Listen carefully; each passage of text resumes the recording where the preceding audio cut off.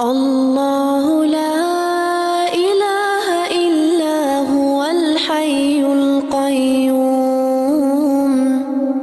لا تأخذه سنة ولا نوم له ما في السماوات وما في الأرض من ذا الذي يشفع عنده إلا بإذنه يعلم ما একজন লোক ছোটবেলা গল্প শুনেছি, বট গাছের নিচে শুয়ে শুয়ে আল্লাহরে গালি দিচ্ছে। আল্লাহর কেমন বিবেক, ইয়া বড় বট গাছ আর বট ফলগুলা এত ছোট ছোট, আর লাউ গাছ আর কুমড়া গাছের ইয়েটা কি খুব মোটা না চিকন?